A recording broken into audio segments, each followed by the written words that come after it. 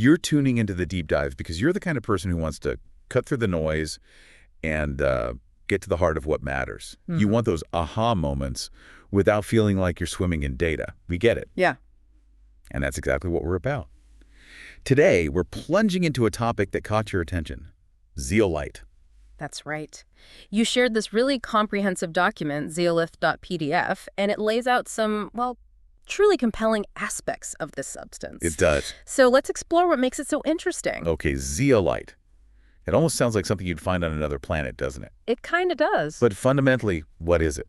Think back to your geology lessons for a moment. Imagine a volcanic eruption, molten rock flowing into the sea. Right. That intense meeting of fire and water creates something fascinating.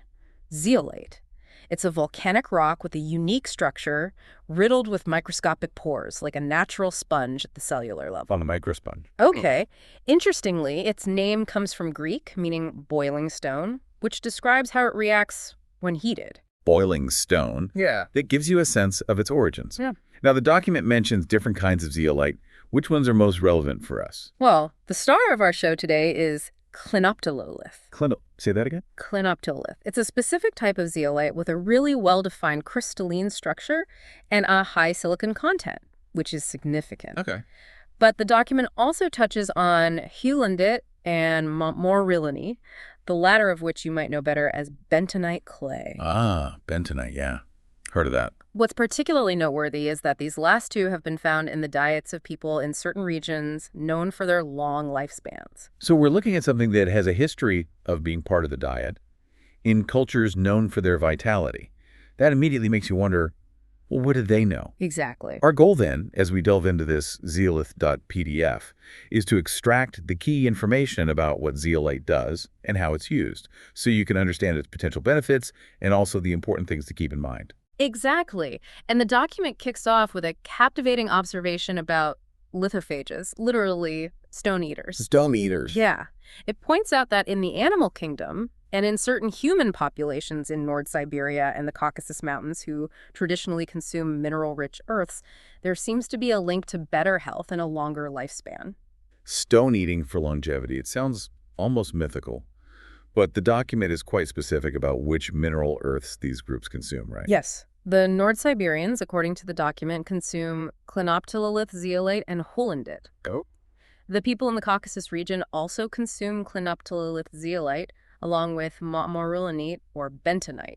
Right, bentonite again. This historical precedent, this natural human interaction with these minerals, is a big reason why scientists, especially in Russia, have been so keen to investigate zeolite's properties. Okay, so these age-old practices sparked modern scientific inquiry. And one of the major points in the document is zeolite's ability to help with detoxification. How does this stone actually help our bodies get rid of the gunk? Here's where the unique structure of zeolite really shines.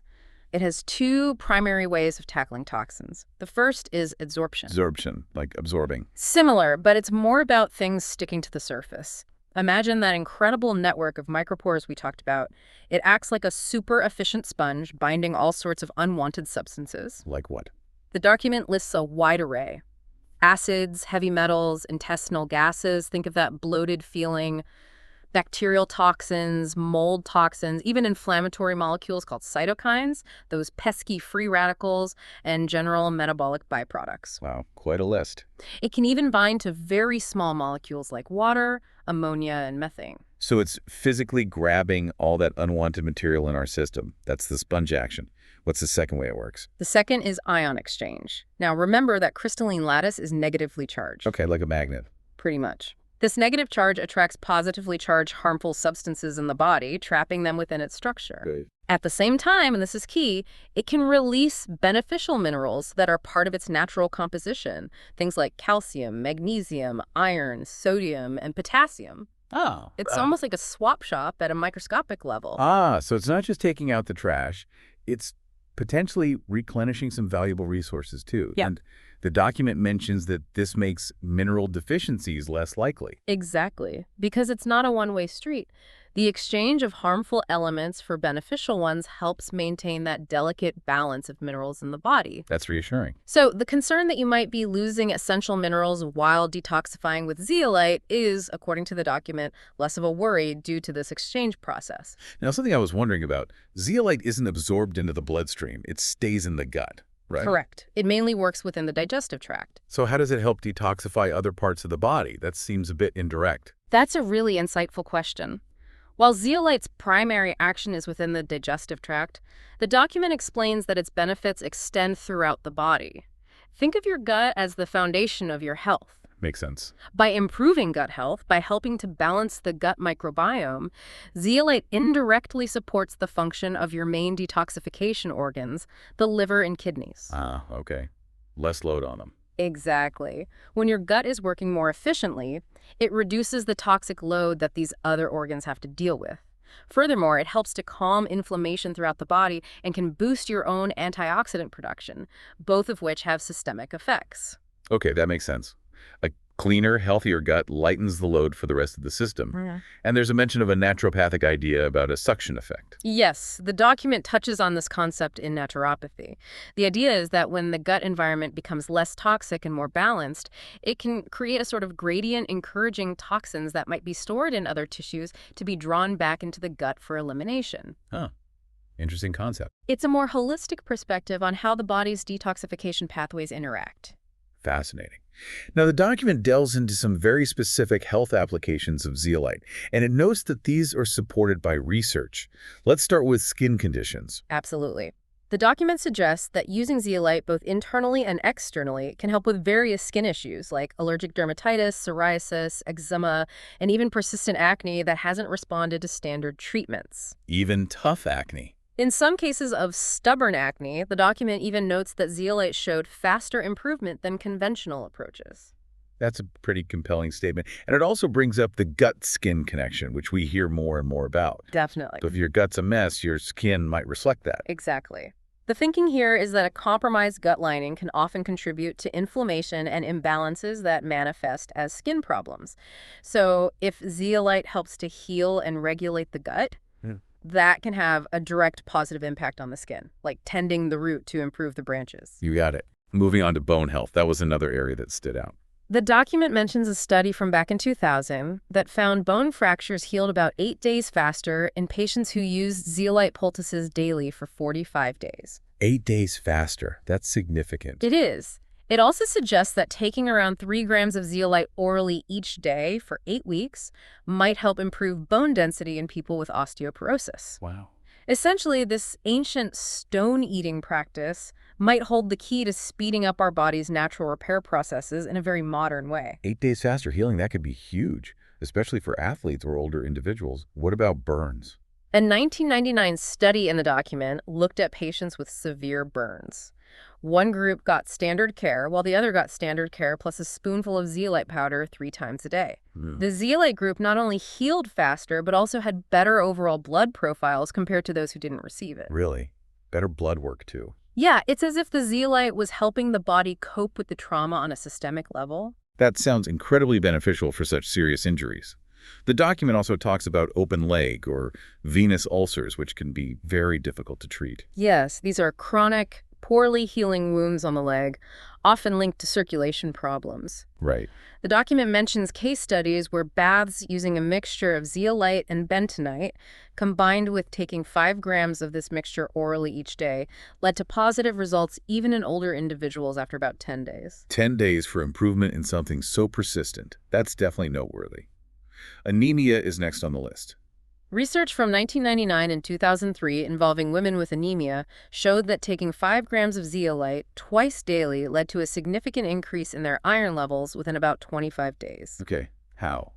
Does it contain iron? The thinking is twofold. First, the zeolite itself might contribute a small amount of iron, but more importantly, by improving gut health, it helps the body absorb iron from food more effectively. The absorption angle again. Sometimes it's not about lacking nutrients in your diet, but about your body's ability to utilize them. That makes a lot of sense. So it's addressing the absorption issue, which is often a key factor. No. What about allergies and hay fever? That affects so many people. The document explains that people with allergies often have higher levels of histamine, and mineral earths like zeolite can help to regulate this. Okay. One study gave pollen allergy sufferers a daily mix of 700 milligrams of zeolite, 300 milligrams of bentonite, and 5 grams of spirulina for 40 days before allergy season. A combo approach. And the result. They didn't experience their usual seasonal allergy symptoms even after years of suffering. Wow, none at all. According to the study, yeah. It's like their bodies were better prepared to handle the allergic response. Preventing seasonal allergies altogether. That would be life-changing for so many. The document also touches on sleep improvement. Yes, several investigations reportedly indicated that zeolite could improve sleep quality and might be beneficial for sleep disorders. Huh. Any idea why? While the specifics of these studies aren't detailed in this document, it suggests another interesting potential benefit, perhaps. By calming inflammation or helping the body detoxify, it creates a more conducive environment for restful sleep. Possibly. Liver health is another area mentioned, and that's crucial for overall detoxification. Absolutely. The document notes that in cases of acute viral hepatitis, using zeolite alongside conventional treatment in this case, a combination with bentonite and B vitamins helps speed up recovery. How much faster? The hepatitis resolved about 4 days faster in the group receiving the mineral earth. It also mentions positive effects on other liver conditions like fatty liver, liver cirrhosis, and non-inflammatory liver changes called hepatosis. So, a broad supportive role for the liver. That seems to be the suggestion, yes. What about migraines? For some people who experience migraines, the document suggests that taking zeolite right when the first signs of a migraine appear might actually help prevent the full attack from developing. Like stopping it in its tracks. Potentially. It could be acting by reducing inflammation or counteracting some of the triggers. That could be a really valuable tool for migraine sufferers. Oral and throat health also get a brief mention. Yes, the document indicates that inflammation in the mouth seems to respond positively to the oral intake of mineral earths. Perhaps it helps to bind local irritants or reduce bacterial overgrowth. Makes sense. And what about our general ability to fight off infections, our immune system? The document suggests, based on anecdotal evidence, that regular short-term use of mineral earth might help strengthen the body's resistance to infections. How so? This could be linked to its ability to support gut health and reduce overall inflammation, both of which are key to a robust immune system. Right, the gut connection again. Now, this is fascinating. The document talks about increasing our own antioxidant levels. We usually think of getting antioxidants from fruits and vegetables. That's right, but this is about boosting your body's own antioxidant production. Our internal defense system. Exactly. A 2012 study with 25 men showed that taking zeolite powder for 4 weeks could increase the levels of crucial internal antioxidants, like glutathione peroxidase and superoxide dismutase. Those are the big ones, right? Key players, yes. They're your body's first line of defense against cellular damage from oxidative stress. Okay. Further research mentioned indicated that micronized zeolite could protect cells from oxidative damage, reduce the production of damaging molecules in mitochondria, and increase the activity of your body's own detoxification enzymes. So it's not just bringing in outside help, it's empowering your own system. That's a good way to put it. So it's helping our bodies become better at protecting themselves. Yeah. What about something a bit more immediate for some hangovers? Yes.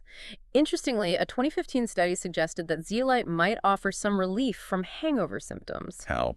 Does it soak up the alcohol? Well, it doesn't lower blood alcohol levels, apparently, but it seems to help reduce those nasty neurological symptoms like dizziness and headaches, as well as the digestive upset that often accompanies a hangover. So maybe cleaning up the byproducts. That's the idea. Think of it as helping your body mop up some of the byproducts of alcohol metabolism. Good to know for those occasional celebrations. Diarrhea is another common issue where the document highlights effectiveness.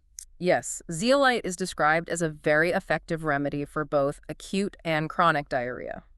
Why is it so effective there? Its ability to bind harmful bacteria, bacterial toxins, mold toxins, intestinal gases, and excess water makes it a multi-pronged approach to tackling the root causes of many types of diarrhea. So it tackles multiple issues at once. Seems so. The advice is usually to take a spoonful with plenty of water at the first signs. And then there's the increasingly talked about leaky gut syndrome, which sounds problematic. It is. The document explains that a compromised intestinal lining can contribute to a wide range of chronic health issues, including autoimmune diseases, allergies, migraines, heart problems, and even neurological conditions. Serious stuff. Definitely. Studies from the universities of Graz and Vienna in 2015 found that regular zeolite intake over 12 weeks helped to heal and regenerate the intestinal lining in athletes. Athletes. Interesting group. What did they find? They observed a reduction in inflammatory markers and zonulin levels, which is a key indicator of a leaky gut. So by sealing those gaps in the intestinal barrier, zeolite may have far-reaching benefits for overall health. That seems to be the implication, yes. That's significant for gut health and potentially for preventing a cascade of other problems. The document even touches on Alzheimer's disease, which is a major concern for many. Yes, preliminary research suggests that zeolite could be a promising adjunct in the fight against oxidative stress and the formation of amyloid plaques in neurodegenerative diseases like Alzheimer's. Adjunct meaning alongside other things. Exactly. Professor Carl Hecht is also quoted making similar statements. It's important to emphasize that this is early-stage research, but it highlights a potential area where zeolite could play a supportive role. The idea of cleaner blood is also mentioned. How does zeolite contribute to that if it stays within the digestive system? As zeolite moves through your digestive tract, the document describes it as forming a protective layer along the intestinal walls. Yeah. Here, it acts like that magnet again, binding to toxins present in the gut and preventing them from being absorbed into your bloodstream. Stopping them getting in. Exactly. Over time, this means fewer toxins are circulating in your system, leading to a reduced overall toxic load that your blood has to carry. It's like putting a filter upstream to keep the downstream cleaner. So it's preventing the bad stuff from even getting into the bloodstream in the first place. Yeah. Finally, the document addresses a really important and complex topic: cancer. This is a sensitive area, and the document is very clear that zeolite is not a standalone cure for cancer. Right. Very important point. Absolutely. However, it suggests that it may play a supportive role within a comprehensive and holistic treatment plan, always under the guidance of a healthcare professional. How might it support, according to the document? It proposes that by helping the body detoxify, supporting gut health, boosting antioxidant levels, purifying the blood, and improving nutrient absorption, zeolite may create a less favorable environment for cancer development. Okay. Some studies mentioned showed slowed cancer growth, activation of tumor suppressor genes in lab settings and in animal studies with dogs, and reduced metastasis in skin cancer. Interesting results, even if preliminary. Yes, and it might also help to lessen some of the side effects of conventional cancer therapies, but again... Supportive tool, not a replacement for established medical treatments. Got it. Now, the document shifts to how someone might identify if they have higher levels of toxin exposure. Yes, it mentions hair or fingernail analysis, specifically the mineral check test, as one potential way to assess the body's levels of certain heavy metals, such as arsenic, aluminum, cadmium, mercury, lead, nickel, titanium, and tin. So you could get a baseline measurement? That's the idea. This kind of test could give you a baseline understanding of your body's toxic burden before considering any detoxification strategies. So it's like getting a snapshot of what might be going on inside. And then the document gets quite specific about zeolite's effectiveness in detoxifying particular heavy metals. This is where the research highlighted in the document seems particularly strong. Studies showed zeolite's ability to remove lead. Lead is a big one. Huge! One study on workers exposed to lead showed a significant 89–91% reduction in lead concentrations in their organs and complete elimination after 5 weeks of daily intake. Complete elimination. That's remarkable. It is. Another study found a 43% increase in lead excretion. For arsenic, there was a reported 119% increase in excretion. Wow. Nickel excretion increased by 23%, and cesium by 41%. These aren't insignificant changes. Those are really impressive figures. And what about the concern that when you're detoxifying heavy metals, you might also lose essential minerals in the process? That happens with some methods, right? That's a crucial point to consider, and the document addresses it directly. It states that, unlike some other substances used for heavy metal detoxification, zeolite doesn't typically lead to the excessive loss of essential minerals and trace elements. Because of that ion exchange thing. Likely, yes. A study is mentioned where significant excretion of heavy metals was observed without any imbalances in the participants' electrolyte levels, suggesting that zeolite's action is more targeted. That's definitely reassuring to know. Now, let's move on to some really important practicalities. The considerations and potential side effects of using zeolite. This is vital information for you to keep in mind. Absolutely. One of the main things to be aware of is the potential for interactions with medications. Okay, like what? including common ones like the contraceptive pill and thyroid hormones. Because zeolite can bind to substances in the digestive tract, there's a risk it could bind to your medication if taken at the same time. Reducing its effectiveness. Exactly. Potentially reducing its effectiveness. So timing is really crucial here. Precisely. The guideline is to leave at least 2 hours, and preferably even longer, between taking zeolite and taking any medications or supplements. 2 hours minimum. Okay. Think of it as giving your medication a clear pathway for absorption before introducing the zeolite. That's a very important practical tip.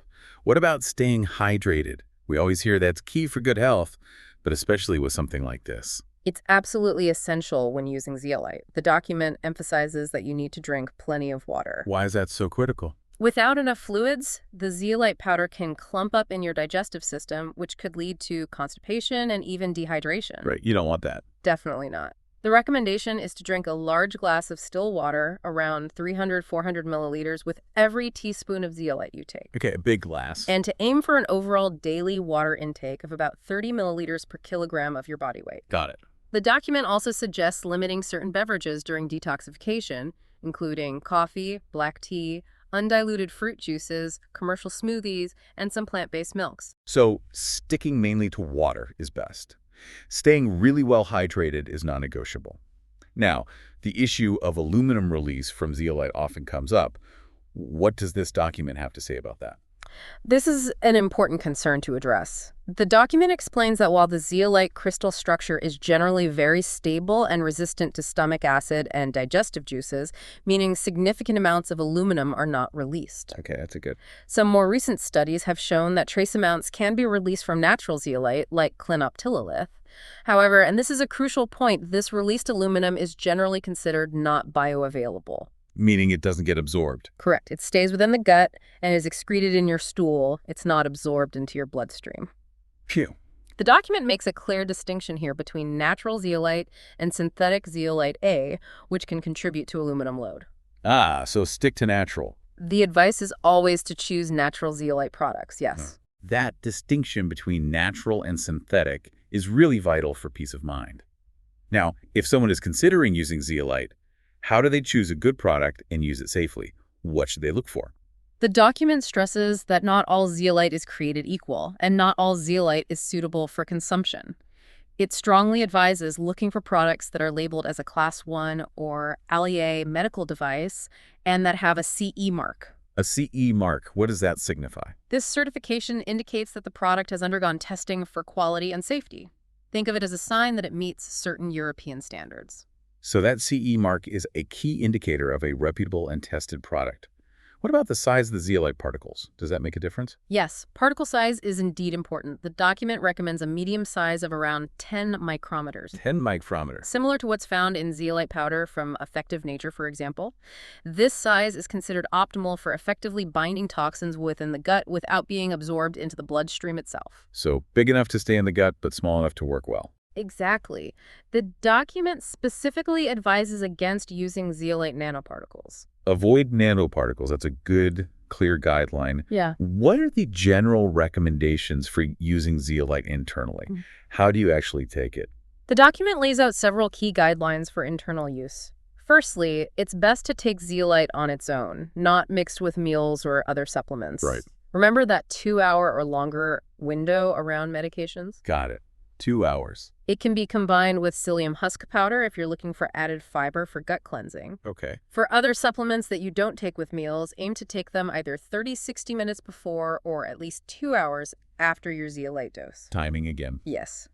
If you take supplements with meals, you can generally continue with your usual routine. The typical dosage suggested is 1 to 3 times daily, totaling between 3 and 5 grams per day. 3 to 5 grams total per day. Right. And it's always wise to start with a smaller dose and gradually increase to assess your body's response. Start low, go slow. Good advice. The document recommends taking it in the morning on an empty stomach, about 30 minutes before breakfast, and again before bed, about 2-3 hours after your last meal. Okay, morning and night. A midday dose can also be included if you're taking it 3 times a day. For how long to use it, short courses like 24 days followed by a 5-day break are generally preferred. Like a cycle. Exactly, unless you're dealing with more significant health concerns or persistent symptoms. Okay. And crucially, if you are pregnant or breastfeeding, if it's for children, or if you're currently taking any medications, always consult with a healthcare professional before starting Zeolite. Definitely consult your doctor. Powder or capsules, doesn't matter. Both are acceptable according to the document, but adequate water intake is essential with both forms. That's the key. Water, water, water. Got it. Yeah. Lots of very practical advice there. The document also mentions using zeolite externally. Yes, zeolite has a variety of external applications as well. Face masks made with zeolite or bentonite are popular for addressing skin issues like pimples, blackheads, and oily skin. Makes sense, drawing things out. Poultices can be applied to areas affected by conditions like rheumatism, joint pain, bone fractures, burns, wounds, and insect bites, So quite versatile. where they may help to promote healing, reduce inflammation, and relieve pain and itching.